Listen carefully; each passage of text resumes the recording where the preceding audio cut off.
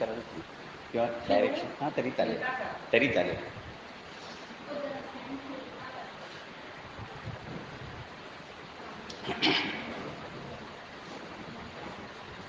याच्यावरती पण आवाज जातो, याच्यावरती पण आवाज जात होतो.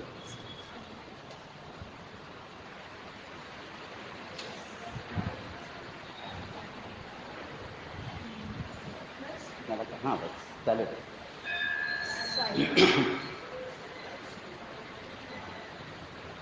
श्रीमन्महागणाधिपतये नमः. श्री सरस्वत्यै नमः. श्री गुरुभ्यो नमः. सजयति सिन्दूरवदनो देवो यत्पादपङ्कजस्मरणं वात्सरमणिर्गतमसां राशिन्नाशयति विमानं. गुरुर्ब्रह्मा गुरुर्विष्णु गुरुर्देवो महेश्वरः. गुरुस्साक्षात् परब्रह्म तस्मै श्रीगुरवे नमः. या कुन्देन्दुतुषारहारधवला या शुभ्रवस्त्रावृता या वीणावरदण्डमण्डितकरा या श्वेतपद्मासना या ब्रह्माच्युतशङ्करप्रभृतिर्देवैः सदा वन्दिता सा मां पातु सरस्वती भगवती निःशेषजाड्यापः. वसुदेवसुतं देवं कंसचाट्मर्दनं देवकी परमानन्दं कृष्णं वन्दे जगद्गुरुं. मूकं करोति वाचालं पङ्गुं लङ्घयते गिरिं यत्कृपातमहं वन्दे परमानन्दमाधवं. कुण्डलीकवरदे हरिविठ्ठल श्री ज्ञानदेव तुकाराम पंढरीनाथ महाराज की जय. वेदांत भास्कर डॉक्टर श्रीकृष्ण दत्तात्रय देशमुख काका परिवार आणि शिवगड आध्यात्मिक चॅरिटेबल ट्रस्ट मुरगुड कोल्हापूर यांच्या वतीनं आयोजित इथे चालणारी ही व्याख्यानमाला, त्या व्याख्यानमालेच्या निमित्तानं आज मला बोलावण्यात आलं, बोलण्यासाठी बोलावण्यात आलं. त्याच्याबद्दल आयोजकांना धन्यवाद देतो, सर्वांना नमस्कार करतो आणि आपण आपल्या विषयाकडे वळूया. एखाद्या ठिकाणी बोलण्यासाठी बोलावलं म्हणजे सर्वसाधारणपणे पहिला एक डोळ्यापुढे विषय येतो, काय बोलावं. यांनी माझा आत्ता परिचय करून देताना सांगितलं की कीर्तन हा माझा मुख्य आता सध्या तरी आता कीर्तनावर. तुम्ही विचारलं काय करतोस कीर्तन, कारण आता मी रिटायर आहे. पण 36 वर्ष नोकरी चालू असतानाच गरजेतून निर्माण झालेलं कीर्तन आणि ते हळूहळू होत गेलेली प्रगती, ही प्रगती ही जी आहे ही काही आपण करून होत नाही. त्याला आणखीन एक महत्त्वाची गोष्ट लागते, ती म्हणजे भगवंताची कृपा लागते. शेवटी त्यानं ते ठरवायला लागतं की याला कुठपर्यंत नेऊन पोचवायचा, हे त्यांनी ठरवलेलं असतं. ते आपण फक्त आपलं काम करत राहायचं. त्या बँकेतली नोकरी चालू असताना बदली बुवा म्हणून सुद्धा मी त्यांनी जे सांगितलं ते खरोखरच कीर्तनाच्या निमित्तानं अभ्यास करत असताना एक दोन ठिकाणी म्हणजे असेही प्रसंग आलेले आहेत. काही ठिकाणी 8-8 दिवस आधी लोक सांगत ठीक आहे ते अंके बुवा येणार नाही, त्यांच्या बदली जरा तुम्ही या. पण काही प्रसंग असे येऊन गेले की आता थोड्या वेळाने एक अर्ध्या तासाने कीर्तन सुरू व्हायचंय आणि अशा वेळेला मला माझ्या मित्रानं विचारलं की आत्ता जर लागलं तर कीर्तन करशील का. म्हटलं सहज. म्हटलं तेव्हा चेष्टा करतोस का, कारण माझी त्या काळात माझी चेष्टा लोक करत असत, मी कीर्तन करतो म्हणून. तेव्हा तू करशील का. म्हटलं हरकत नाही. म्हटलं पण म्हटलं आत्ता आपण चेष्टा का करतोयस तू, माझी ही वेळ आत्ता आपली चेष्टेची नाही. नाही म्हणाला, बुवा आलेले आहेत पण त्यांची तब्येत बिघडलेली आहे, त्यामुळं त्यांना संध्याकाळी काही त्रास झालाय, औषध घेऊन ते झोपले. त्यांनी असं सांगितलंय की तुमची वेळ झाली की मला उठवा, मी कीर्तन करेन. पण जर पर्यायी व्यवस्था होत असेल तर मग बुवांना उठवायचं नाही, म्हणून त्यांना झोपून द्यायचं. ठीक आहे. मग आम्ही अध्यक्षांकडे गेलो. अध्यक्षांनी लगेच मला सांगितलं, म्हणजे बुवा तुम्ही तयारीला लागा. म्हटलं माझं घर नाही, हा प्रसंग परशुराममधला होता, त्यामुळं 15 किलोमीटरवर आहे मी, मला घरी जाऊन यायला हवं. माझे कपडे वगैरे काही नाही, मी पॅन्ट शर्ट घालून गेलेला की ऐकायला. तर म्हणाले कशा, आम्ही तुम्हाला कपडे देतो. त्यांनी ते जे बुवा झोपलेले होते त्यांच्या डोक्याजवळ त्यांची पिशवी होती, त्यातलेच कपडे काढले सगळे बुवांचे आणि ते कपडे काढून माझ्या स्वाधीन केले. हे तुम्हाला कपडे. आता तर झब्बा वगैरे काही ॲडजस्ट झाला नाही, तो तेवढा मित्राचा इकडे तिकडे ॲडजस्ट करून झाला आणि मी रात्री लगेच पुढच्या तासाभरात आणि कीर्तनाला उभं राहिलो, कीर्तन झालं, वेळ पार पडली. माझ्या दृष्टीने महत्वाचं एकच होतं, कीर्तनाचा ज्यावेळी मी संकल्प केला तो अडचणीतून निर्माण झाला की आमचे गुरुजी जे होते सहस्रबुद्धे सर, ज्यांच्याकडून पुढं मी कीर्तन घेतलं, त्यांचीच अडचण झाली. एक दिवस दत्त जयंतीच्या एका उत्सवाला संध्याकाळच्या कीर्तनाला त्यांना येता आलं नाही. त्यांनी त्यावेळेला मोबाईल वगैरे हे काही नव्हतं या 81-82 सालात. मग त्यावेळेला त्यांनी गाडीवरनं एक चिठ्ठी पाठवणं आणि एस टीचे कंडक्टर्स वगैरे हे अमुक एक दुकानात चिठ्ठी द्या असं सांगितलं की ते देत असत. त्याच्यासाठी चहा पाणी सुद्धा द्यायला लागत नसे त्यांना, किंवा आता बरोबर एखाद्याकडे काही काम आपण सांगितलं तर त्याच्यावर एक 50 रुपये त्याला द्यायचे आणि मग ते तो करत असेल. आता पण त्यावेळेला यातलं काही नव्हतं. त्यांनी चिठ्ठी दिली, चिठ्ठी पोचली की कीर्तन काही येत नाहीये, दत्तजन्माचं कीर्तन झालं नाही. त्यामुळं थोडं डिस्टर्ब झालं. मग त्या दिवशी रात्री सगळे आम्ही भजनाला वगैरे बसलेले असताना मित्रमंडळी, अरे हे असं नाही होता का, आपल्यात कुणीतरी तयार व्हायला हवा, असा एक सहजी विषय आपला होतो. तसा विषय झाला. त्यावेळेला त्या मित्राला सांगितलं, पुढच्या वर्षी तुझी दत्त जयंती कीर्तनाला बुवा नाही म्हणून ठेवायची नाही, जसं येईल तसं पण कीर्तन करायचं. आणि तिथून हा विषय सुरू झाला. त्या काळात त्यावेळेला मार्गदर्शक म्हणून सहस्रबुद्धे सर सुद्धा नोकरी करत होते, मी पण नोकरी करत होतो. त्यामुळे रोज एकमेकांना भेटणं किंवा आठवड्यातून एकदा भेटणं हेही शक्य नव्हतं. पण मग त्यांना एकदा भेटलो, सर असं असं विचार आहे, ठीक आहे तू चालू कर, आपण काय लागेल की मी तुला माझ्याकडून मदत करेन, असं पाठीशी सांगणारं कोणीतरी एक होतं. त्यामुळे सहस्रबुद्धे सर मधून मधून मला मदत करायचंय. मग अगदी तुला गाणं कमी आहे, हरकत नाही, असं कर तसं कर वगैरे मार्गदर्शक तत्व जे काही सांगायचे ते सगळं करून हे हळूहळू वाढत गेलं. आणि आज हे इथपर्यंत आलं. या गोष्टीला 40 वर्ष झाली. एखादं म्हणजे 40 वर्ष झाली कीर्तनाला, म्हणजे फार उत्तम वगैरे. मला जसं येईल तसं, पण कोकणातला आमचा उत्सव चालू राहिला आहे. माझ्या कीर्तनामुळं एक उत्सव चालू राहतो, यात माझं समाधान आहे. कारण ते मी एका वेळेला काही 4 ठिकाणी कीर्तन नाही करू शकत, पण एका ठिकाणी जिथे उपलब्ध नसेल तिथे नक्की करू शकतो. हा एक मोठा फायदा. आणि मग त्यानिमित्तानं लोकांमध्ये मग केल्याने देशात पंडित मैत्री सभेत संचार या न्यायानं ओळखी वाढत गेल्या, संपर्क वाढत गेले. हे प्रकरण सगळं आकाशवाणी रत्नागिरीपर्यंत आलं. 90 सालापासून 2003 सालापर्यंत ज्या वेळेला खरोखरच रेडिओ ऐकला जात होता त्या काळामध्ये, त्यानंतर 3-4 सालानंतर बाकीच्या सगळ्या टी व्हीची आक्रमणं वगैरे सगळी झाली, हे सगळं नंतरचा भाग. पण ज्या वेळेला या गोष्टी नव्हत्या त्यावेळेला रेडिओ हीच मुख्य करमणूक, शहरी भागात काय किंवा ग्रामीण भागात सुद्धा ही मुख्य करमणूक होती. आणि त्यावेळेला माझी त्या 13 वर्ष साधारणतः 40 कीर्तन आकाशवाणी रत्नागिरीवरून ब्रॉडकास्ट झाली. असो, आजचा जो विषय आहे हा निवडलेला विषय हरिपाठ, माऊलींचा हरिपाठ. हरिपाठावरती अनेक जण बोलत आले. मी बोलायला बसलो म्हणजे त्याच्यापेक्षा काही वेगळं बोलणार आहे अशातला भाग नाही.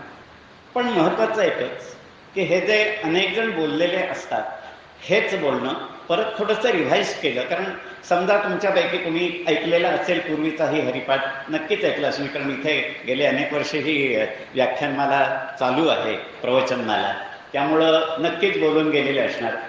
प्रत्येक जण वेगवेगळ्या पद्धतीनं या विषयाकडे बघतो. प्रत्येकाला अभ्यासाला मिळणारे संदर्भ हे वेगळे असतात आणि त्यामुळं प्रत्येकाचा विचार जो मांडण्याची जी पद्धती आहे ही थोडेफार प्रमाणात वेगळी असू शकते. कदाचित मी एवढा सखोल अभ्यासक नाही, त्यामुळं कदाचित माझ्याकडून एखादा मुद्दा पूर्वी ऐकलेला, तुम्ही दुसऱ्यांकडून ऐकलेला मुद्दा, मी सांगितलेला मुद्दा, याच्यात काही तफावत आढळू शकते, होऊ शकते.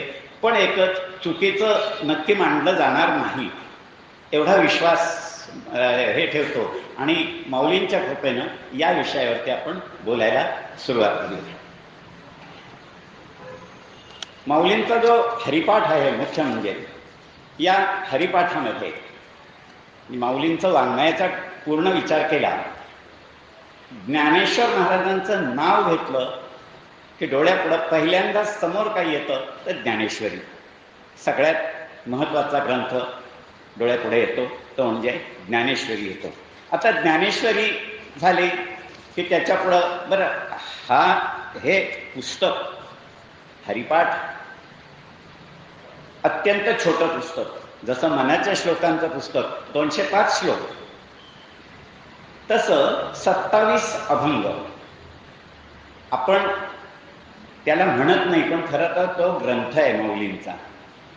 अमृतानुभव हा जसा ग्रंथ आहे, ज्ञानेश्वरी हा जसा ग्रंथ आहे, चांगदेव पासष्टी हा जसा ग्रंथ आहे, तसाच हरिपाठ हा सुद्धा माऊलींचा ग्रंथच आहे. कुणी म्हणेल ग्रंथ म्हटल्यानंतर आपल्या डोळ्यापुढं असं मोठं बाळ येतं, मग ते कदाचित काही वेळेला फडक्यात वगैरे बांधून ठेवलेलं असतं, असं काही असलं, त्याच्यावर फुलं घातलेली असली म्हणजे तो आम्ही त्याला ग्रंथ म्हणतो. पण ग्रंथ म्हणजे मी जेव्हा त्याला ग्रंथ म्हणतोय त्यावेळेला ग्रंथाची जी व्याख्या आहे, समर्थांनी ग्रंथाची व्याख्या केली. ग्रंथ कशाला म्हणावं हे त्यांनी दासबोधामध्ये 7व्या समासामध्ये सांगितलंय, 7व्या दशकामध्ये, की जेणे होय उपरती, ग्रंथाचं लक्षण सांगितलं. जेणे होय उपरती अवगुण पालटती, जेणे चुके अधोगती या नाव ग्रंथ. ज्याचं वाचन केलं असता जेणे होय उपरती विरक्ती येते, वाचन केल्यानंतर विरक्ती येते, पहिलं लक्षण. दुसरं लक्षण दोष अवगुण पालटती, म्हणजे दोष जे आपल्यामध्ये असतात हे दोष सुधारले जातात आणि अधोगती, माणूस अधोगतीला जाण्यापासून मुक्त होतो. याला म्हणाले ग्रंथ म्हणावं.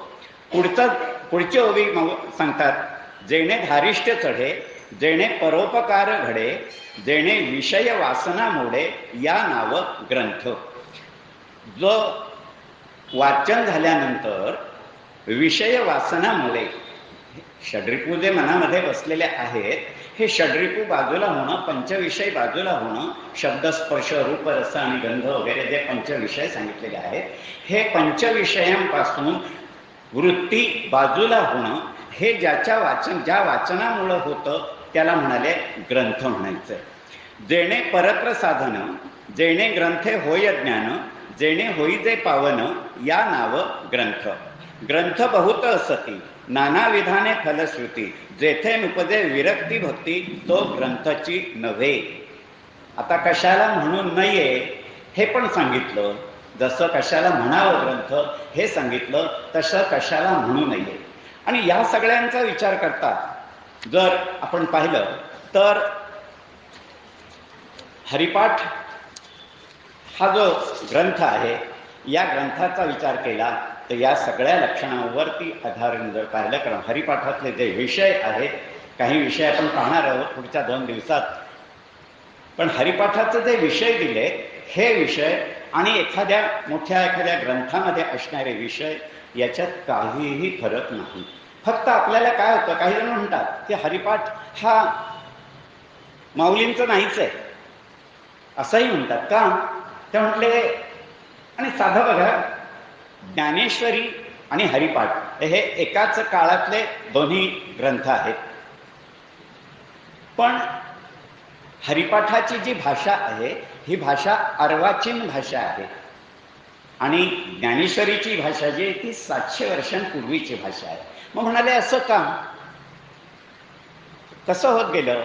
प्रत्येक जण प्रत्येक पिढीमध्ये हरिपाठ म्हणत आला. आता 700 वर्षांपूर्वीपासून हरिपाठ लोक म्हणत आले. हे म्हणताना एखाद्याला एखादा शब्द आत्ताच्या भाषेनुसार तो हा नाही, या ठिकाणी इथल्या ठिकाणी हा शब्द आपण म्हणूया असं लोक करत आले आणि तो अर्वाचीन भाषेपर्यंत आला.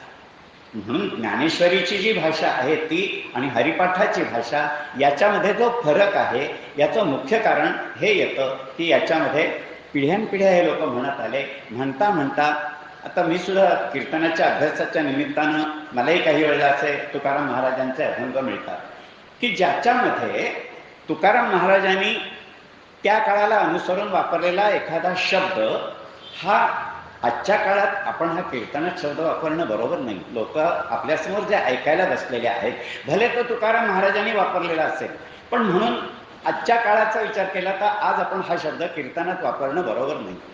मग भले एखादी शिवी पण वापरलेली आहे मग ते आपण बोलणं बरोबर नाही. मग अशा ठिकाणी आमच्यासारखा माणूस सुद्धा विचार करतो निरूपणात, तिथे एखादा वेगळा आत्ताच्या भाषेला अनुसरून शब्द वापरतो. हे जसं होतं तसं माऊलींच्या या हरिपाठाचं भाषा जी आहे ही भाषा याच्यामुळं बदलत आली आणि म्हणून तो आज आपल्याला अर्वाचीन जाणवतो. आता दुसरा मुद्दा आहे हरिपाठामध्ये. हा हरिपाठातला जो हरी आहे याचा अर्थ काय? अगदी साधं म्हटलं, एखादा माणूस काहीही करत नाहीये, नुसता बसून आहे, तर त्याच्या बाबतीत म्हटलं जातं करत काही नाही, हरिहरी करत बसलेला असतो. म्हणजे आम्ही काहीही न करणं याला हरी हा शब्द वापरून मोकळे होतो. कारण हरिहरी करत बसणं याचा अर्थ एखादा माणूस ज्यावेळेला खरंच जप करत बसलेला असेल, काही नामस्मरण करत बसलेलं असेल, त्यावेळेला दुसऱ्याच्या पेक्षा काहीतरी करावं, पण नाही म्हणलं नाही, नुसता हरिहरी करत बसलेला आहे. दुसरं, हरी हा जो शब्द आहे हा संतांचे जे अनेक ग्रंथ आहेत, इतर संतांचे, त्याच्यामध्ये अनेक ठिकाणी म्हणजे वेदे रामायणे शास्त्रे पुराणे भारते तथा आदौ मध्ये तथा चांते हरिही सर्वत्र गीयते. सगळे चारही वेद, रामायण, महाभारत, पुराण, ह्या सगळ्यांमध्ये आपण जर पाहिलं तर हरिही सर्वत्र गीयते. हा हरी सगळीकडे भरलेला आहे. आता हरी त्याचप्रमाणे विष्णू सहस्रनामामधलं एक जे नाव आहे, म्हणजे एक श्लोक जो आहे की अतुल सर्वभौम, त्याच्यामध्ये हरी हे नाव आहेच. संध्या ज्या वेळेला केली जाते या संध्येच्या 24 नावामध्ये हरी हे नाव आहे. म्हणजे हरी कुठे कुठे आहे आपल्याला व्यवहारात असं वाटतं, पण माऊलींनी ज्या वेळेला हरिपाठ हा शब्द या सगळ्या ग्रंथाला योजला त्यावेळेला हरी कुठे कुठे आहे ते त्यांनी दिले. आता हरी या शब्दाचे अर्थ किती आहेत? वेगवेगळ्या ठिकाणी वेगवेगळ्या ग्रंथांमध्ये हरी या शब्दाचे अर्थ वेगवेगळे अर्थ दिलेले गेलेले आहेत. सुमारे 25 अर्थ या हरी या नावाचे आहेत वेगवेगळ्या ग्रंथांमधून. आता हरी म्हणजे काय? प्रश्न दोन आहेत, किम हरती आणि कथम हरती.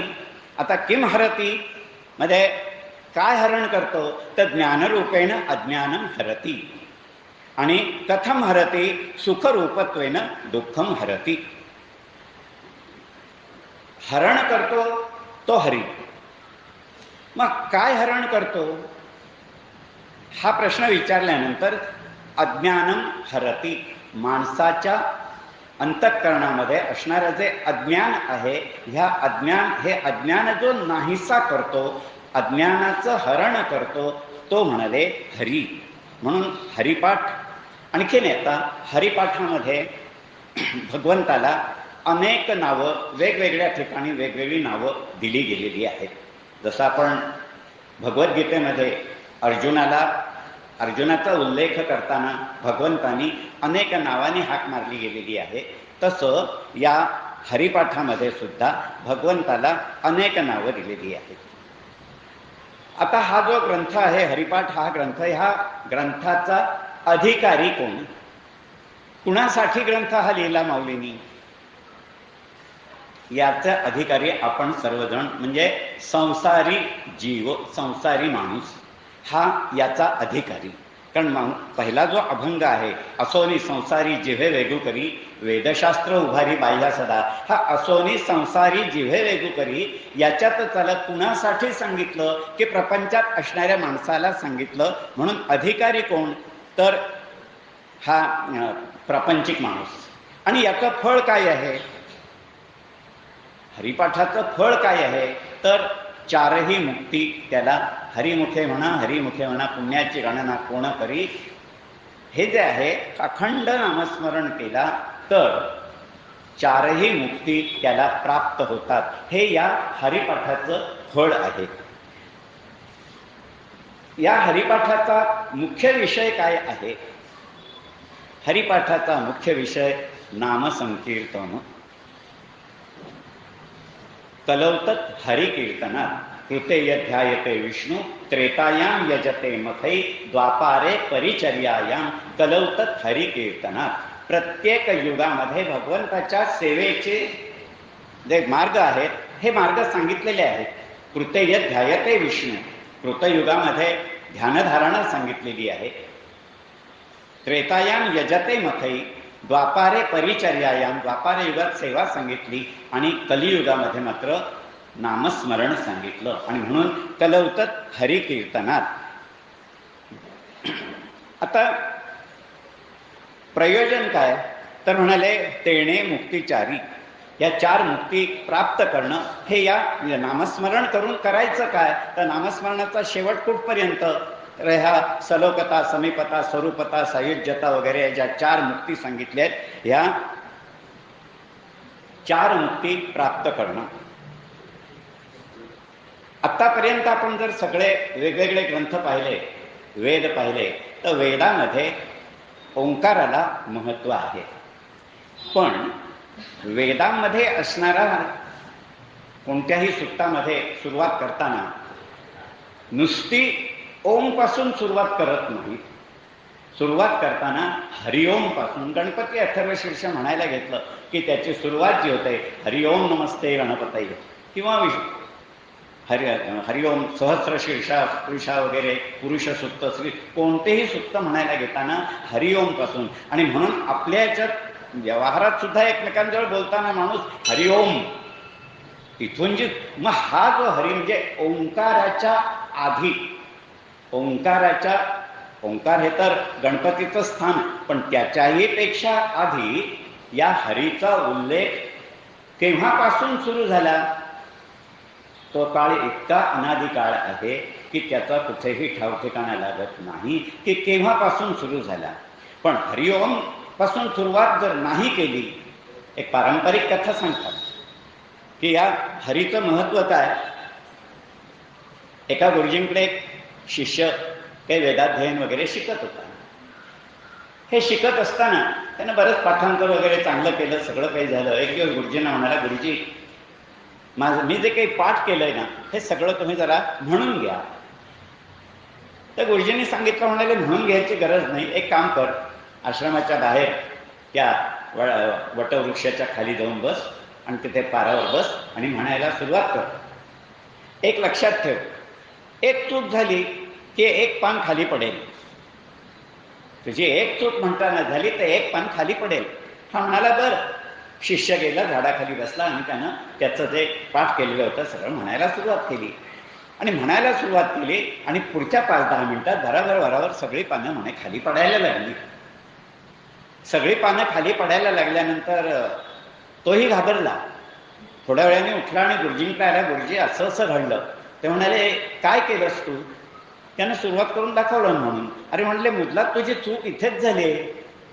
तू सुरुवात करताना ओम पासूनच सुरुवात केलीस, तू हरिओम पासून सुरुवात कर.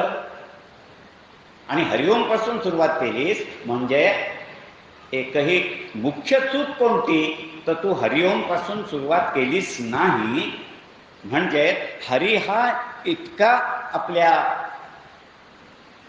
वेदांमध्ये म्हणण्यामध्ये आपल्या ज्या पद्धती आहेत त्याच्यामध्ये त्याला एवढं स्थान दिलं गेलंय.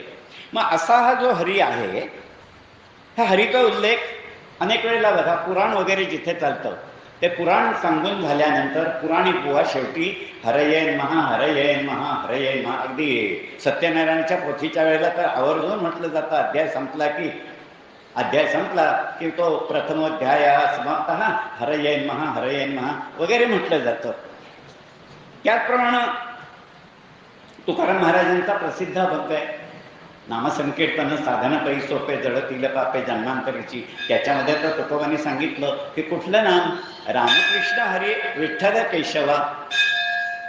रामकृष्ण हरी विठ्ठल केशवा मंत्र हा जपावा सर्व काळ. कुठला मंत्र म्हणा त्याच्यामध्ये तिघेही आहेत, राम पण आहे, कृष्ण पण आहे, हरी पण आहे. आणि असा जो हरी आहे या हरीच्या, आता या हरीचं अवतार कोणता भागवतामध्ये असणारी जी कथा आहे, कथा सविस्तरमध्ये कथेच्या जात नाही, पण ती जी गजेंद्र मोक्षाची जी कथा आहे सांगितलेली, त्या गजेंद्र मोक्षाच्या कथेमध्ये त्या गजेंद्राला काय ज्यावेळेला मगरीनं पकडला आणि त्यानं जो काही धावा केला, हा धावा केला असता भगवंताने येऊन त्या मगरीच्या तडाख्यातून याला सोडवलं. खरं तर दोघांनाही मुक्ती दिली, कारण हत्तीला पण सोडवलं आणि मगरीला मारलं, म्हणजे मगरीचा मृत्यू भगवंतांच्या हातून झाला. जसा हा दृष्टद्युम्न राजा होता तसा तो हुहू नावाचा गंधर्व होता, त्याला ते मगरीचं हे दिलेलं होतं पुढचा जन्म, जसा याला पुढचा जन्म हत्तीचा दिलेला होता तसा तिकडे. त्यामुळे त्या दोघांनाही त्यांनी मगरीला मारलं आणि हत्तीला सोडवलं, याच्या दोघांनाही मुक्ती दिली. पण हा जो त्यावेळी जो अवतार घेतला भगवंतानी, या अवताराला हरी अवतार असं म्हटलं जातं. आता असा हा जो थोडक्यात म्हणजे हरिपाठ आहे, या हरिपाठाचे जे अभंग आहेत एकूण 27 अभंग. सगळ्यात पहिला जो अभंग आहे हा सामान्य माणसाच्या दृष्टिकोनातून खरं सांगू का थोडंसं धाडसी विधान करतो की फसवा आहे. मी फसवा आहे असं का म्हणतो? अभंगाची सुरुवातच अशी आहे, देवाची एक बारी उभा क्षणभरी, तेणे मुक्तिचारी साधी येल्या, हरिमुखे म्हणा हरिमुखे म्हणा, पुण्याची गणना कोण करी, असोनी संसारी जिव्हे वेगू करी, वेदशास्त्र उभारी बाह्या सदा, ज्ञानदेव म्हणे व्यासांची आठवणे, द्वारकेचा राणा पांडवा. कुठल्याही मराठी माणसाचा हा अभंग, सर्वसाधारण पारमार्थिक अभ्यास करणारे, विचार करणारे, चिंतन करणारे असे जे जे कोणी, त्यांचा पाठ नाही असं नाही. बरं, अनेकांना अभंग जरी पाठ नसला तरी पहिली ओळ नक्की पाठ असतं, देवाची द्वारी उभा क्षणभरी. का? मंदिरात यायचं, दर्शन घ्यायचं आणि भगवंताचं ते दर्शन वगैरे सगळं घेऊन झालं की बाहेर जाताना ते कुठे जी काही जागा असेल तिथे अगदी जरा सुद्धा वेळ नाहीये, एसटी पकडायचे, ऑफिसला जायचं, काहीही कारण असू देत, पण तरी सुद्धा सामान्य माणूस हा देवळाच्या या दाराची कुठे जिथे बैसायची व्यवस्था असेल तिथे जरा तरी टेकतो आणि उठतो. जरा वेळ असेल तर तो 2 मिनिटं आणखीन बसतो, पण वेळच नाहीये वेळ तरी सुद्धा तो माणूस वेळात वेळ काढून का होईना पण जरा तिथं टेकतो आणि जातो. का? त्याच्या मनात त्या क्षणी ही ओळ येते की देवाची द्वारे उभा क्षणभरी तेणे मुक्तिचारी साधी येल्या, ही ओळ त्या क्षणी मनात तिथे आलेली असते. पुढची ओळ तर सरळ आहे, तेणे मुक्तिचारी हरिमुखे म्हणा हरिमुखे म्हणा. हे तर कॉमन आहे. का एकदा नाही सांगितलं, दोनदा सांगितलं, मौलींनी सांगताना एकदा नाही सांगितलं, हरिमुखे म्हणा हरिमुखे म्हणा. ज्या वेळेला आग्रहपूर्वक सांगितले जातं त्यावेळेला पुन्हा पुन्हा सांगितलं जातं. एखादा आपल्याला बाजारात माणूस भेटला, मित्र भेटला आणि आपण म्हणतो सहज, बरं ठीक आहे ये एखाद्या वेळी घरी, ये एखाद्या वेळी घरी असं म्हणणं आणि आग्रहपूर्वक त्यानं नक्की ये, हे जे नक्की परत ये, किंवा एकमेकांना लगेच मी राहतो कुठे तो पत्ता घे, कारण ये म्हणणारे बरेच भेटतात पण पत्ता सांगणारे कमी भेटतात. कीर्तनाच्या निमित्ताने हा अनुभव फार चांगला मिळतो. कीर्तन संपल्यानंतर लोक भेटायला वगैरे येतात, सगळं काही होतं, मग अनेक जण सांगतात आम्ही पण आता ठीक आहे म्हणतो, आम्ही पण काही फार मनाला लावून घेत नाही. कारण सांगणाऱ्याचा आग्रह काय आहे, एखादाच असा भेटतो की ठीक आहे तुम्ही राहता उतरलाय कुठे अमुक ठिकाणी, मग असं करतो मी अमुक दिवशी अमुक वेळेला मी तुम्हाला तिथून न्यायला येतो. हे जिथे आहे ते जे आहे ते इथे येतं. हरिमुखे म्हणा हरिमुखे म्हणा, आग्रहपूर्वक सांगणं. तुकाराम महाराजांचा एक अभंग आहे, सद्गुरु वाचोनी सापडे ना सोय, धराव येते पाय आधी आधी. आता इथे सुद्धा तसंच झालं ना, शब्द एक शब्द 2 वेळेला आला. मग हे जे आधी आधी असं ज्या वेळेला म्हटलं ते का भजनाच्या वेळेला भजनात बसल्यानंतर त्या मात्रांच्या गणितात, ताळाच्या गणितात बसणार नाही, आणि म्हणून आधी आधी दुसरा शब्द नाही सुचला तर मग हाच शब्द परत घालूया की जेणेकरून ते आधी आधी जमेल, असा विचार करून त्यांनी केलं का? असं होत नाही. आधी आणि आधी या दोन आधीना दोन वेगळे अर्थ आहेत. एक आधी म्हणजे अगोदर, बरोबर आहे, अमक्याच्या आधी अमुक झालं, अमक्याच्या म्हणजे त्याच्या अगोदर झालं. आणि दुसरा जो आधी शब्द आहे हा आधी आधी म्हणजे आपण आता ग्रंथ वगैरे काही काही वाचणाऱ्या, पोथ्या वाचणारी सगळी मंडळी आहे, एक चरण येतो असता, आधी व्याधी दुःख दरिद्र.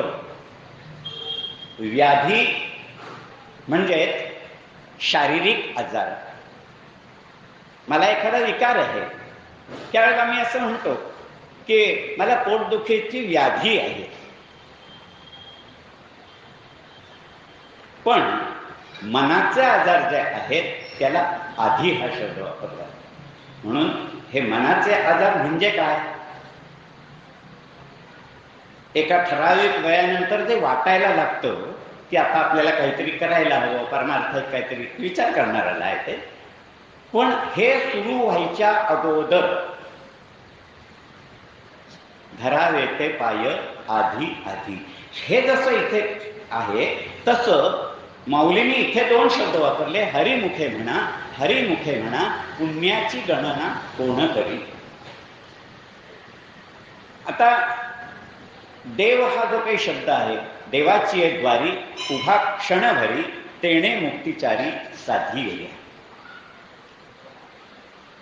चार मुक्ती मिळणं इतकं सोपं नाही की त्या देवाच्या दारामध्ये माऊलींनी सांगितलं उभा क्षणभरी तेणे मुक्तिचारी साधी गेल्या, इतकं सोपं नाही. आणि जर हे इतकं सोपं आहे असं आपण गृहीत धरलं, हे इतकं सोपं आहे, कसं आहे, परमार्थाचा ज्याला विचारच करायचा नसतो त्याचा काही प्रश्न नसतो, तो देवळात पण येत नाही. पण ज्याला काही विचार करायचा असतो त्याला शंका स्वाभाविक येते. शंका अशी येते की हे देवाची एक द्वारी उभा क्षणभरी हे जे काही माऊलींनी सांगितलं तेने हे कसं शक्य आहे, ही पहिली शंका येते. कारण ज्याच्यासाठी अनेक लोकांनी अनेक जन्म घालवलेले आहेत ती गोष्ट खरंच एका क्षणामध्ये प्राप्त होईल का, हा सगळ्यात पहिला महत्वाचा मुद्दा येतो. देव आहे का, हाही लोक प्रश्न काढतात की जगामध्ये देव आहे का. तर देव आहे की नाही हा विषय आपण बाजूला ठेवू थोडासा. पण परमार्थातल्या ज्या शंका, शाळेमध्ये शिक्षक शिकवत होते आणि हे शिकवत असताना त्यांनी गणिताच्या उदाहरण संग्रहातली काही 4 गणितं सोडवून दाखवली. विद्यार्थी सगळे बघत होते, विद्यार्थ्यांनी सगळं समजून घेतलं. शिक्षकांनी सांगितलं आता असं करा, बाकीची जी काही गणितं राहिलेत हे घरी जाऊन सोडवून आणा. मुलं उठली, घरी आली. घरी आल्यानंतर त्यातल्या एका मुलानं नेहमीप्रमाणे आल्यावर ते दप्तर टाकायचं तसं टाकलं, आईकडे हट्ट केला, खायला प्यायला काय ते मागायचं ते मागितलं आणि उठला आणि खेळायला निघून गेला. दमला भरला, घरी आला, हातपाय धुतले, काय देवाला नमस्कार करायचा केला आणि दमलेला असल्यामुळं तो झोपी गेला. दुसरा जो मुलगा होता त्या दोन्ही मुलांनी एकानं घरी आल्यानंतर खाऊन पिऊन झाल्यानंतर आज जरा वेगळं काहीतरी शिकवलंय बघूया म्हणून त्यानं ते गणिताचं पुस्तक उघडलं आणि गणितं सोडवायला घेतली. बरोबर त्याला सगळी गणितं चांगली सोडवता आली. तिसरा जो विद्यार्थी होता, या तिसऱ्या विद्यार्थ्यानं गणितं सोडवायला घेतली, पण ती काही 10 गणितं होती, त्यातली 5 गणितं त्याला सुटली. 5 गणितांमध्ये त्याचं काही चालेना, तो तिथंच थांबला. दुसऱ्या दिवशी शाळेत गेल्यानंतर शिक्षकांनी नेहमीप्रमाणे विचारलं की काल जी काही गणितं सोडवायला सांगितली त्यात कुणाला काही शंका आहे का. शंका आहे का विचारल्यावर फक्त हा एक विद्यार्थी उभा राहिला. शंका आहे, काय शंका आहे त्यानं दाखवलं 10 पैकी 5 गणितं माझे असे असे सुटलेत, 5 गणितामध्ये मला ही शंका आहे. बरं, पहिला जो विद्यार्थी आहे ज्यानं सगळी गणितं सोडवली होती त्याला विचारलं, तर म्हणाला नाही मला काही शंका नाही, माझी 10च्या 10 गणितं बरोबर आहेत. तिसरा जो विद्यार्थी जो दप्तर टाकून खेळायला गेला होता त्यालाही विचारलं, तुला काही शंका आहे का? तर म्हणाला मला पण काही शंका नाही, कारण मी केलंच नाही ना काही. शंका केव्हा येते? काही विचार केला तर शंका येते. विचारच करायचा नसेल तर शंका यायचा काही प्रश्न येत नाही. खरोखरच जर देवाची एकद्वारी उभा क्षणभरीत येणे, मुक्ती म्हणजे तरी काय? जन्ममृत्यूच्या रहाटगाडग्यातून सुटका. म्हणजे आचार्यांनी जे काही सांगितलं की पुनरपि जननम पुनरपि मरणम पुनरपि जननी जठरे शयनम, हे जे काही आहे ह्या सगळ्यातून मुक्तता मिळणं म्हणजे पुन्हा जन्म नाही. मग जर पुन्हा जन्म नाही म्हणजे हे गमतीनं असं म्हणावंसं वाटतं की त्या देवळाच्या दारामध्ये जायचं, उभं राहायचं की मुक्ती मिळाली. असं जर खरंच व्हायला लागलं असतं तर पृथ्वीवरची लोकसंख्या खूप कमी झाली असती ना, भराभर कमी झाली असती लोकसंख्या. पण व्यवहारात तसं होत नाही. व्यवहारामध्ये तसं होत नाही, कारण कसं भगवंताची भक्ती हजारो माणसं करतात. भगवंतांनी सांगितलं की मनुष्याणां सहस्रेषु, हजारो माणसं माझी भक्ती करतात, पण या हजारोंमधल्या एखाद्यालाच मी प्राप्त होतो. भक्ती करणारे हजारो आहेत. मग असे जे कोणी आहेत त्यांना मी प्राप्त होतो. एखाद्याला, सगळे हजारच्या हजार सगळे जर झाले, सगळ्यांना मुक्ती मिळाली तर वर जागा मिळायला हवी ना सगळ्यांना. आपलं काय होतं की आपण अर्थ लावायला चुकतो. अर्थ लावायला चुकतो याचा अर्थ काय की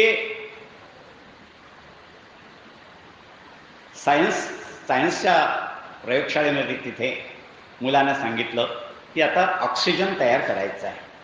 ऑक्सिजन तयार करायचं म्हटल्यानंतर सगळी जी काही साधन सामग्री होती टेबलवर ती मांडून झाली. मुलानं पुस्तक जे होतं ते बाजूला ठेवलं होतं. का? त्यात बघून घ्यायचं काय काय करायचं हे त्या पुस्तकात कृती दिलेली आहे, त्या कृतीप्रमाणे बघायचं. आणि त्याप्रमाणे तो मुलगा इकडे कृती करायला लागला. कृती करता करता झालं काय, वारा आला आणि पान उलटलं गेलं. मुलाला माहिती नाही पान उलटलं गेलं. तो तिकडे बघतोय आणि इकडे काय करायचं ते सगळी कृती करतोय. करता करता झालं काय, त्यानं सगळे तो वायू तयार झाला. आता म्हणतो याची टेस्ट घेऊया काय आहे. पण ज्या वेळेला तो बघतो त्यावेळेला अरे म्हणतो हा ऑक्सिजन तयार झालेलाच नाही, कारण ऑक्सिजनच्याच काही टेस्ट हव्या त्या मिळत नाही.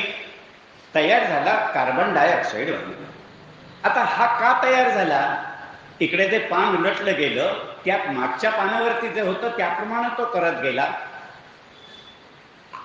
आपण नक्की काय करतोय म्हणून म्हटलं की अर्थ लावायला आपण चुकतो. देवाची द्वारी उभा क्षणभरी तेणे मुक्तिचारी साधी येल्या, हे ज्या वेळेला आपण म्हणतो त्यावेळेला देवाचं दार नक्की कोणतं?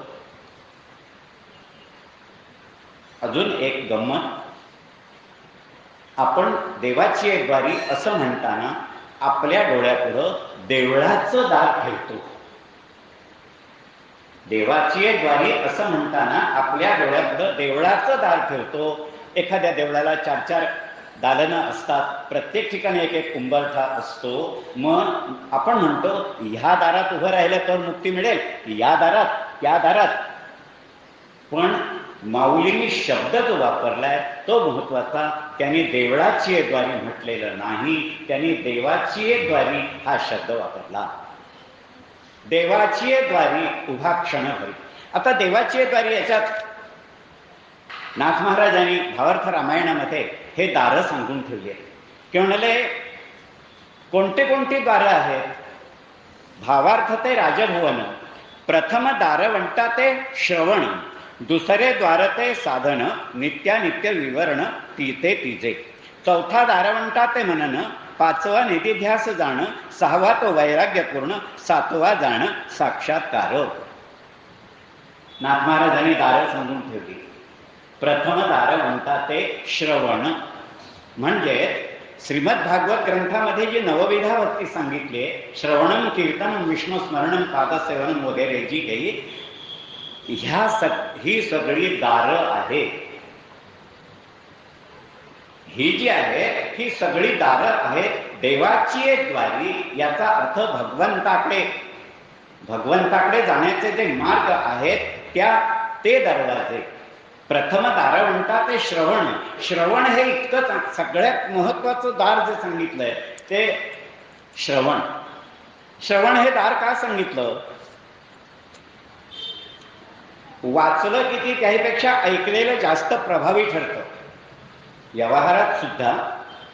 आणि म्हणून पूर्वी आपल्याकडे जे काही ग्रंथ सगळे मुखोद्गत पद्धतीने पाठांतर होत आले आतापर्यंत, अगदी जोपर्यंत प्रिंटिंग अस्तित्वात नव्हतं त्यावेळेला हे सगळे श्रवण पद्धतीनं आले. कारण जेवढं श्रवण चांगलं असेल तेवढं त्याचं मनन. आता श्रवण चांगला श्रोता कोण? भगवद्गीता जर आपण पाहिले तर भगवद्गीता त्या कुरुक्षेत्रावरती ज्या वेळेला सांगायला त्यांनी सुरुवात केली त्या संजयाला दिव्य दृष्टी देऊन ठेवली होती. इकडं जे काही चाललं होतं भगवंत अर्जुनाला सांगत होते त्या दिव्य दृष्टीमुळे ते संजयाला सगळं पाहायला ऐकायला मिळत होतं. आणि धृतराष्ट्रानं ज्या वेळेला प्रश्न विचारलाय संजयाला, भगवद्गीतेतला एकमेव श्लोक त्याचा की धर्मक्षेत्रे कुरुक्षेत्रे समवेता युत्सवा मामका पांडवाश्चैव किम कुर्वत संजय, तिथे काय चाललंय ते तू मला सांग. आणि हे जेव्हा सांगायला त्यानं सुरुवात केली, दृष्ट्वा तो पांडवानिकम पहिला अध्याय संपूर्ण वगैरे किंवा पुढचं सगळं जे काही आहे हे त्यानं त्याला सांगितलं, यानं याला सांगितलं, यानं त्याला कळायला लागलं आणि संजयानं ते धृतराष्ट्राला सांगितलं. आता याच्यामध्ये श्रोत्यांचे 3 प्रकार आले. श्रोत्यांचे 3 प्रकार कोणते आले? उत्तरेकडचा एक उत्तम मूर्तिकार एकदा एका राजाच्या दरबारात गेला. 3 मूर्ती सारख्या अगदी एकाच साच्यातून काढलेल्या 3 मूर्ती घेऊन गेला. आणि दरबारात गेल्यानंतर राजानं त्याचं स्वागत वगैरे केलं, सगळं काही झालं आणि त्यानं सांगितलं मी 3 मूर्ती आणल्या, त्यांचे मला नंबर लावून हवे 1, 2, 3 प्रमाणे. राजानं आपल्या नगरातले जे कोणी विद्वान होते त्यांना बोलावलं आणि त्यांच्यापुढे प्रश्न ठेवला. एका विद्वानांनी सांगितलं म्हणले ठीक आहे मी नंबर लावून देतो पण मला जरा मूर्ती नीट बघण्यासाठी माझ्याकडे द्यायला लागतील. म्हणजे ठीक आहे हरकत नाही. त्या मूर्ती घेतल्या, घरी गेला, शांतपणे विचार केला, सगळ्या मूर्तींचं निरीक्षण केलं. या सगळ्या मूर्तींच्या कानांना भोकं होती, तोंडाला भोक होतं, हे सगळं त्यानं पाहिलं. आणि मग त्यानं एक तार घेतली, चांगली मऊ तार होती, ती एका कानातून तार घातली. कानातून तार घातली एका मूर्तीच्या, ती दुसऱ्या कानातून बाहेर आली, मूर्ती बाजूला ठेवली. दुसरी मूर्ती जी होती त्या मूर्तीच्या पण कानामध्ये तार घातली, ती तोंडातून बाहेर आली, बाजूला ठेवली. तिसरी जी मूर्ती होती त्या मूर्तीच्या कानामध्ये तार घातली, ती आत गेली, ती छातीपर्यंत गेली. त्यानं 3 मूर्तींचे नंबर लावले. दुसऱ्या दिवशी दरबारात गेल्यानंतर सांगितलं ज्यांनी ऐकलं सोडून दिलं, नळी फुंकिली सोनारे वगैरे आपण जे काही म्हणतो, इकडून तिकडे गेले वारे. आम्ही कीर्तनाच्या वेळेला गमतीनं म्हणतो, श्रोते जे समोर बसलेले असतात हे बसलेले श्रोते बुवांकडे मान वर करून असे बघत असतात. त्या तिरकं होतं, त्यामुळे तिरकं झाल्यामुळे होतं का या कानात पडलेल्या या कानातून घरंगळून निघून जातं. समर्थांचा जो श्लोक आहे ना, निरूपणिते सत्कृती होते स्थळ त्याग होता सवयची जाते काय करावे मजला घडेना. हे जे काय आहे की इथं म्हणाले निरूपण ऐकत असताना तेव्हा खूप छान वाटतं, सगळं उत्तम, कोण कीर्तनकार प्रवचनकार जे काही सांगतायत ते खरं आहे. पण हे कुठपर्यंत? तिथून उठेपर्यंत. स्थल त्याग होता सर्व काही, परत मूळ पदावरती आपण येतो. यानं त्या मूर्ती दाखवल्या आणि सांगितलं ते 3 नंबर की ज्या मूर्तीनं ऐकलं आणि सोडून दिलं 3 नंबर. ज्या मूर्तीनं ऐकलं आणि तोंडातून ती तार बाहेर आली, याचा अर्थ ऐकलेलं दुसऱ्याला सांगतोय, ऐकलेलं दुसऱ्याला सांगतोय. आणि तिसरं जी मूर्ती आहे त्या कानात तार घातल्यानंतर ती छातीकडे आत गेली, याचा अर्थ कुठेतरी हृदयात त्याचा विचार करतोय, काय ऐकलंय याचा. हे जे 3 भगवद्गीतेचे सुद्धा 3 श्रोते जे आहेत अर्जुनानं ऐकलं आणि अर्जुनानं ते सगळं 18 अध्याय सगळं ऐकून झाल्यानंतर शेवट सांगितलं, नष्टो मोह स्मृतिलब्धा वगैरे जे काही सांगितलं की माझा आता मोह जो काही होता हा मोह नाहीसा झाला. आणि मग तो युद्धाला तयार झाला. श्रोता नंबर 1 संजयानं ऐकलंय आणि त्यानं फक्त धृतराष्ट्राला सांगायचं एवढंच काम केलं. श्रोता नंबर 2 आणि धृतराष्ट्रानं सगळं काही ऐकलं होतं पण याच्यातून कोणताही बोध घेतला नाही. जर कदाचित बोध घेतला असता तर हे सगळं टळलं असतं. आज हे सांगायची वेळ पण आली नसती. श्रोता नंबर 3 श्रवण जे आहे हे श्रवण अत्यंत महत्वाचं. ते यासाठी आणि म्हणून प्रथम दार म्हणतात ते श्रवण. देवाचं दार असं ज्या वेळेला आपण म्हणतो त्यावेळेला देवाचं आता श्रवण जर करायचं असेल तर मुख्य दार कोणतं तर मिळालेला नरदेह. मिळालेला नरदेह हे मुख्य दार. हे मिळालेला नरदेह हे मुख्य दार कसं काय? देवाची आहे द्वारी जे आपण म्हणतो हे द्वार जे आहे या द्वारामध्ये याला मुख्य द्वार आपण का म्हणतो की सुटका जर व्हायची असेल आपली 84 लक्ष योनीमधून जो काही आत्मा फिरतो वगैरे जे काही आपण म्हणतो हा सुटण्याचा जो मार्ग आहे हा मार्ग फक्त नरदेह. कारण समर्थांनी सांगितलंय पशुदेही नाही गती ऐसे सर्वत्र बोलती. या लागे नरदेही प्राप्ती भगवंताची. पशुदेहामध्ये काही श्रीराम जयराम जय जयराम म्हणता येणार नाहीये ना. नामस्मरण जर करायचं असेल कारण ह्या पूर्वीचे जे सगळे जन्म झाले याच्यात वाणी कुणालाच दिली गेली नाही आणि म्हणून भगवंतांनी विचार केले काही बदल होत आले सृष्टीचे आणि त्याच्यामध्ये अगदी हे सगळे बदल होत होत होत होत माकडापर्यंत आले. माकडानंतरची पुढची प्रगतीची पुढची आवृत्ती तो म्हणजे माणूस. माणसानंतर अजून काही प्रगती घडली आणि त्याला आणखीन काही कुठे तिसरा डोळा वगैरे. आता काही जण म्हणतात पाठीला डोळे असतात वगैरे पण ते काल्पनिक असतात हो. ते खऱ्या अर्थानं नसतात. खरंच पाठीला डोळा जर उद्या निर्माण झाला तर मग बघायलाच नको प्रगतीचा पुढचा टप्पा म्हणून. पण असं नाही. व्यवहारामध्ये माणूस ह्या शेवटचा टप्पा आहे. कारण भगवंताने विचार केला की माझं नामस्मरण म्हणून भगवंताने आपला जो अंश आहे हा प्रत्येक प्राणीमात्राच्या ठिकाणी ठेवला आहे आणि त्यांची अपेक्षा एकच की हे सगळं माझ्यापर्यंत यावं. ममैवांशो जीवलोके जीवभूत सनातना 15वा अध्याय जो आहे हा 15वा अध्याय वेगळं काही सांगत नाही. माझा अंश मी प्रत्येक प्राणीमात्राच्या ठिकाणी ठेवलाय तो माझ्यापर्यंत यावा ही स्वाभाविक अपेक्षा भगवंतानी ठेवली आणि ही जी स्वाभाविक अपेक्षा ठेवली ही ह्या नरदेहातच होऊ शकते. अन्य कुठल्या देहामध्ये नामस्मरण होऊ शकत नाही. म्हणून नरदेह हे द्वार आहे. देवाची आहे द्वारी. आता पुढचा जो शब्द आहे उभा क्षणभरी सगळ्या संपूर्ण अभंगाचा जो काही मी गोंधळ म्हणतो हा आज 6:15 चालेल ना. संपूर्ण अभंगाचा जो काही गोंधळ म्हणून ज्याला म्हणतो आपण हा गोंधळ इथे येतो. हा उभा क्षणभरी शब्द जो आहे ना ह्या उभा क्षणभरी शब्दातच आपला सगळा गोंधळ. आपण व्यवहारामध्ये असं म्हणतो क्षण म्हणजे वेळ मोजण्याचं एक साधन. एखादी गोष्ट अगदी ताबडतोब घडली एका क्षणात घडलं असं ज्या वेळेला म्हणतो तसं इथे आता हा उभा क्षणभरी म्हणजे म्हणले देवाच्या दारात किती वेळ कमीत कमी एक क्षणभर जरी गेला तरी पुरेल. इथे क्षण हा जो शब्द आहे क्षण हे नाम आहे. आपण थोडं व्याकरणाकडे जाऊ. क्षण हे नाम आहे. नामाबद्दल विशेष माहिती सांगणाऱ्या शब्दाला विशेषण म्हणतात. क्षण कसा?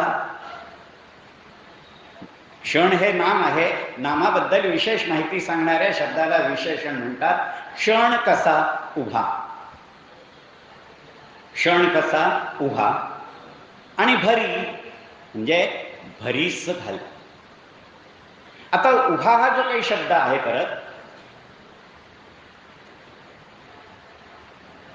म्हातारी माणसं वगैरे जी असतात ना, 80च्या दरम्यानची वगैरे जी पिढी, त्यानं जर एखादा माणूस त्यानं कधी चहा घेतलेला नसतो, अगदी जन्माला आल्यापासून आज तागायत, आणि त्याला जर कोणी विचारलं का हो तुम्ही चहा घेता का, उभ्या जन्मात चहा घेतला नाहीये,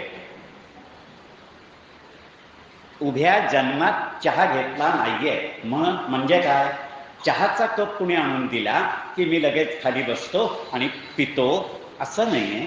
आपण उभ्या जन्मात याचा अर्थ संपूर्ण जन्मामध्ये, अगदी जन्माला आल्यापासून आजपर्यंत संपूर्ण जन्मात मी चहा घेतलेला नाही. तसं उभा क्षण म्हणजे अखंड क्षण, देवाची द्वारी उभा क्षण भरी, देवाच्या दारामध्ये अखंड क्षण भरीस घाल म्हणजेच खर्च कर. आता पहिल्या चरणाचा सरळ अर्थ होतो देवाची द्वारी म्हणजे मनुष्य देह मिळालेला आहे, या मनुष्य देहामध्ये काय कर, उभा क्षण भरी म्हणजे सगळे क्षण जे आहेत आयुष्याचे सगळे क्षण म्हणजे संपूर्ण आयुष्य हे खर्ची घाल. म्हणजे काय होईल, त्याचं फळ काय, तेणे मुक्तीचारी साधी येल्या, त्यावेळेला तुला 4 मुक्ती प्राप्त होतील. आता हरिमुखे म्हणा, एकच क्षण जर उभं राहायचं असेल तर एकदा हरी म्हणून पुरेल. पण माऊलीने एकदा हरी म्हणून थांबले नाहीये, परत आग्रह केलाय, हरिमुखे म्हणा, हरिमुखे म्हणा, हरिमुखे म्हणा, हरिमुखे म्हणा असं 2 वेळेला माऊलींनी सांगितलं.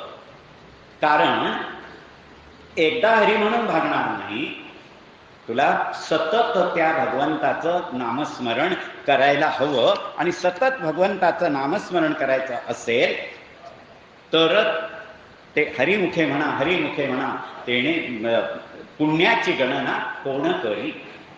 हे जे काही आहे हे पुण्य संचय जर व्हायला हवा असेल तर हे अखंड चालूच होईल. आता अस्वनी संसारी जिव्हे वेगू करी, एकदा हरी म्हणून भागणार नाहीये, प्रपंच सोडून जा असंही नाहीये, सगळ्यांनाच काही ते शक्य नाहीये. आपल्याला आपला प्रपंच हा करायलाच हवा आणि प्रपंच हा चालू राहायलाच हवा. मग प्रपंच चालू आहे पण तरी सुद्धा आता दुसरी एक गंमत याच्यामध्ये की देवाच्या दारात म्हणताना जो देह आपला उभा आहे, हा जो देह उभा राहणार आहे, या देहाचे पुन्हा 2 प्रकार आहेत, एक स्थूल देह आणि दुसरा सूक्ष्म देह.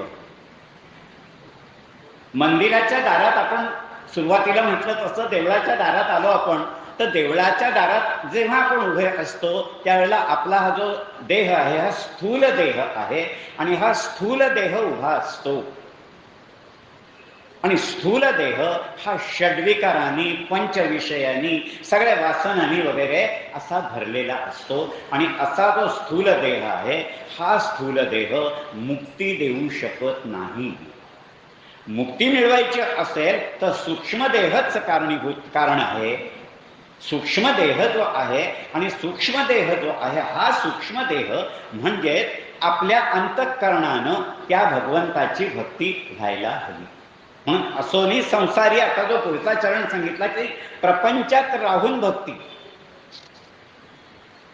एका गृहस्थाला तूप खाण्याची सवय होती, भरपूर तूप खायचा. पण तूप जरी कितीही चांगलं असलं तरी शेवटी अति सर्वत्र वर्ज्य येते. तसं त्याला काही दुखणं झालं. त्याला दुखणं झालं, वैद्यांकडे गेला. त्याने सांगितलं असं असं होतंय. म्हणजे आधी पहिलं एक काम करा, तूप खाणं बंद करा. हे सांगितल्यावर तो म्हणाला नाही, मला तूप आवडतं, मी तूप खाणार. आणखीन काही वैद्यांकडे गेला, कोणी जो काही जे औषध सांगेल त्या माणसांकडे तो गेला. पण प्रत्येक ठिकाणी गेल्यानंतर त्यातला सगळ्या ठिकाणचं उत्तर एकच, तूप खाणं बंद करा, मग आम्ही तुम्हाला ते औषध देतो, ते लागू पडेल. हा म्हणाला जमणार नाही. त्याला एक दिवस एक गृहस्थ भेटला. अहो म्हणाला अमुक अमुक ठिकाणी असं असं एक वैद्य आहे, त्यांच्याकडे जा तुम्ही, चांगलं औषध देतात. हा गेला. गेल्यानंतर त्याही माणसानं हेच सांगितलं. तर म्हणाला काय होत आहे? म्हणाला तूप खातो भरपूर. ठीक आहे ना म्हणाले, हरकत नाही. हा पण म्हणाला तुम्ही औषध देणार असाल तर आधीच सांगतो की मला तूप खाणं माझं बंद करणार असाल तर जमणार नाही, मी तूप खाणार नाही. म्हणले तूप खातो, मला जेवढं तूप खायचं असेल तेवढं तूप तुम्ही खा, पण मी जे औषध देतोय ना, हे औषध त्या तुपातून घ्या. आपण ती जाहिरात बघतो ना दारू सोडवणाऱ्या एसएफईची, की ते जे काही औषध देतात म्हणे ते त्या दारूतूनच द्या, म्हणजे त्याची म्हणले दारू पिण्याची वासना हळूहळू हळूहळू कमी होईल. मी असं नातवंडांना नेहमी सांगतो, तसं सर्दी झाली, खोकला झाला, असं करा, त्या आईस्क्रीम मधूनच ती औषधं घ्या, म्हणजे थोडासा परिणाम होईल. तसं तूप जे तुम्हाला मी तुपातून ते औषध जे आहे, हे औषध तुम्ही त्या तुपातून घ्या, आणि तुपातून औषध घेतलं म्हणजे तुम्हाला थोडे जरा उशिरा होईल पण बरं वाटेल नक्की. आणि त्याप्रमाणे तो गृहस्थ आला आणि त्यानं ते औषध घ्यायला सुरुवात केली, त्याची व्याधी बरी झाली. आमचं हेच आहे. माऊलीजी जे सांगितलंय ना की असोनी संसारी जिव्हे वेगू करी. कुणी सांगेल प्रपंच सोडा आणि हरिहरी करत बसा, जमणार नाही. आम्हाला प्रपंच हा करायचाच आहे. मग प्रपंच करायचा हरकत नाही, पण प्रपंच करत असताना सुद्धा म्हणाले जिभेनं काय करा, जिभेनं नामस्मरण चालू ठेवा. असोनी संसारी जिव्हे वेगू करी. आणि असं अखंड नामस्मरण चालू ठेवलं तर त्याचा जो परिणाम आहे, शेवटी नाम हे औषध असं आहे, ते कसंही घ्या, त्याचा जो काही परिणाम आहे हा परिणाम होणारच. आता एकच आहे, शांतपणानं एका जागी बसून अगदी एकाग्रपणानं एखाद्यानं घेतलं त्याला त्याचं फळ लवकर मिळेल. काही वेळेला काही माणसांना एवढं शांत बसायला वेळ नसतो, पण नामस्मरणाची इच्छा मात्र आहे. त्याच्यासाठी काय ते म्हणाले, थोडा परिणाम उशिरा होईल पण परिणाम झाल्याशिवाय राहणार नाही, परिणाम हा होणारच. म्हणून प्रपंच चालू असताना सुद्धा भगवंताची भक्ती, भगवंताचं नामस्मरण म्हणाले चालू ठेवा. भगवंताचं नामस्मरण चालू ठेवलं तर असोनी संसारी जिव्हे वेगू करी, वेदशास्त्र उभारी बाह्या सदा. त्याचं शेवट सांगून ठेवलं की ज्ञानदेव होणे, व्यासांची एक होणे. व्यासांची एक होणे, द्वारकेचा राणा पांडवा घरी. सगळ्यात शेवटी पांडवांची जी भक्ती होती, अर्जुनाची गोष्ट सांगितलीच जाते की अर्जुनाची नारद मुनी त्यावेळेला म्हणत भगवंतांना की तुम्ही जरा अर्जुनाचं थोडं जास्त कौतुक करता. त्यावेळेला एकदा अर्जुन झोपलेला असताना त्या भगवंतांनी नारदांना बोलावलं आणि सांगितलं त्याचा प्रत्येक केस आहे तो कानाला लावून बघ. त्या प्रत्येक केसातून त्यांना तो कृष्ण नामस्मरण ऐकू आलं. म्हणजे रोम रोमातून जो झोपलेला असताना सुद्धा त्याच्या आत चालू आहे, माझं नामस्मरण चालू आहे. म्हणजे ही फक्त अर्जुनाचीच कथा आहे अशातला भाग नाहीये. हा भीमाची सुद्धा भक्ती कमी नव्हती. भीमभक्ती म्हणून कथा जी आहे की धर्मराजाला एकदा वाटलं की आता सूर्य धनुराशीला आलाय, धनुर्मास चाललेला, थंडीचे दिवस आणि शेवटचा दिवस, आता उद्या शेवटचा दिवस. रोज यांचं सकाळी सगळं खिचडी विचडी वगैरे सगळं काही छान चाललेलं होतं. पण धर्मराजाच्या मनामध्ये एक विचार आला की हे जर जे काही चाललंय आपला, उद्या शेवटचा दिवस आहे, तेव्हा भगवंत उद्या आपल्या इथे भोजनाला आपल्या पंक्तीला असावा. हा मनात विचार आला आणि मनात आल्याबरोबर त्यानं अर्जुनाला बोलावलं. अर्जुनाला विचारलं, द्वारकेला जाऊन गोपाळकृष्णाला त्यानं सांगितलं 7 दिवस तरी लागतील. म्हणाला उद्या सकाळला हवाय, माझ्या डोक्यात उद्या सकाळला तो यायला हवाय. तर म्हणे नाही, उद्या सकाळला शक्य नाही. मग नकुल सहदेव दोघांनीही हात वर केले. आता काय करायचं हे चर्चा चालली आहे. तेवढ्यात भीम महाशय आले काय झालं?